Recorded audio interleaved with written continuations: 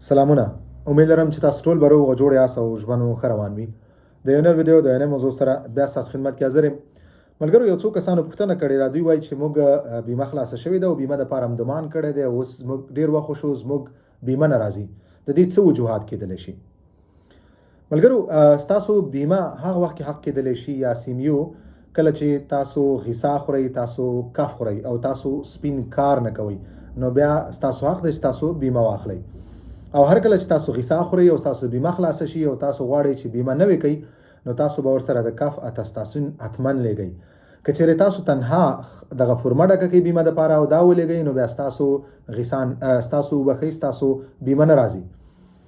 هر کله چې تاسو فورمه ډکه کړه، د فورمې سره باید تاسو کاخت سجوغ او تاسو د کف یا د غذا اتستاسین هم ولېږئ چې دا ثابته شي چې تاسو کف خورئ، غذا خورئ.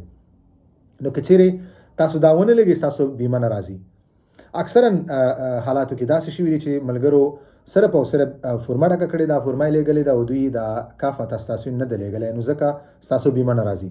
بل داسې هم شوي دي، بعضې ملګري ما لیدلي دي چې دوی عایدات د 9000 نه زیات دي، نو بیا تاسو حق نه لرئ چې تاسو بیا بیمه واخلئ، سیمیو واخلئ. دې لپاره به تاسو بیا میچول اخلئ.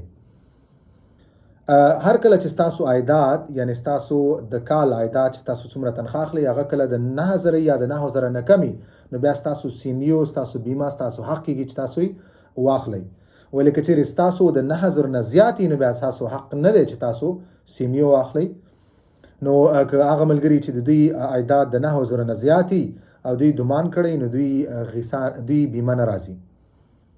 بیا تاسو حق نه لرئ چې تاسو سیمیو واخلئ، تاسو بیمه واخلئ.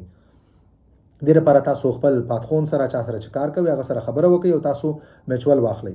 صحیح ده؟ نو دغه دوه حالته ما اکثره لیدلي چې ملګري سره مخ شوي او د دغه وجوهاتو د وجې د دوی بیمه نه راځي. نو که چېرې تاسو داسې یو مشکل سره مخ او تاسو ډمان کړئ، که چېرې تاسو د کف اتستاسین پاتې، نو تاسو زر تر سره د کف اتستاسین د خپل اپلیکیشن موبایل نه ډاونلوډ کولی شئ او دا خپل مربوطه چې کوم تاسو بیمه بیغو ده دفتر دی هغې ته تاسو دا ولېږئ یا هلته وروړئ، نو ستاسو بیمه به راشي. مننه ملګرو، ویډیو همدومره وه. که کوم ورور پوښتنه لري، تاسو خپله پوښتنه هلته کمنټ کولی شئ. انشاءالله په خپل وخت به زه ستاسو د پوښتنو جوابونه درکړم. په مخه.